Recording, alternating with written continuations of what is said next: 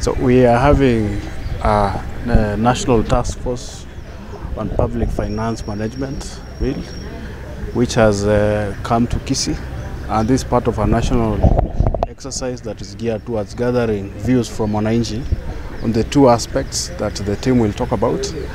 We are excited as a county that the government is aggressively involving members of the public in decision making. The issue of debt management has been an issue of concern to wananchi and other players within the county, and we are convinced that with this kind of an approach, it's going to go a long way in inspiring our economy. The proposal to anchor the public debt on the GDP is a welcome move, and we support it as a county. The issue of definition of county debt and national debt is also something that calls for amendment, so that we are able to align it to our constitution as per the Constitution 2010. And therefore these are things that we welcome as a county, and we are happy to participate in this kind of an exercise.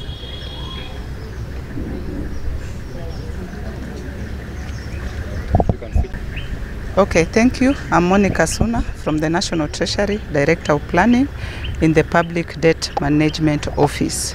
So our coming here today is that we are doing public participation, which is a constitutional requirement whenever you want to either come up with new laws or policies, or when you are amending sections of the policies or acts which have already been passed. So today's activity is to amend the Public Finance Management Act and its attendant regulations.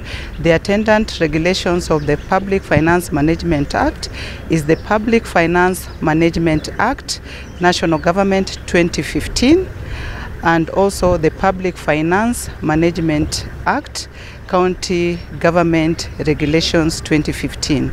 So what we are seeking to amend is the definition of public debt.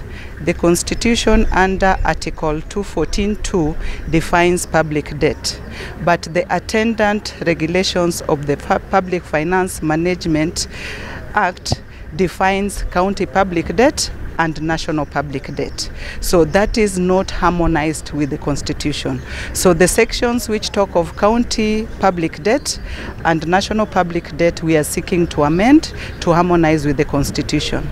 Secondly, the second amendment is in line with the Public Finance Management Act, National Government Regulations 2015, under Section 26(1)(c), which gives a debt ceiling of 10 trillion as amended in 2022. So we are seeking to have a debt anchor of 55% of GDP. So what does this mean? It means that the nominal figure of 10 trillion concentrates so much on the consumption side. But when we have a debt anchor of 55%, we are anchoring it on the productivity of the nation, which is also in line with the international best practice, not the nominal figure. So those are some of the those are the two areas we are seeking amendments, and we are undertaking public participation. This is our last area in this region. We've been to the western part and also parts of Nyanza. Yeah, thank you. Yeah, thank you. On behalf of the county government of Kisii, we are here to fully participate and ensure that the county government, which is a beneficiary of these amendments, which will be a beneficiary of these amendments, agrees with the proposals from National Treasury and what they are doing in terms of participation, because you realize these regulations affect both the county government and national government. So on behalf of the governor, we're here to say that we support this initiative, especially when they're looking at GDP versus against the national debt, unlike in the past when we've gone with figures. So in brief, on behalf of the governor and the county government, we fully support this initiative.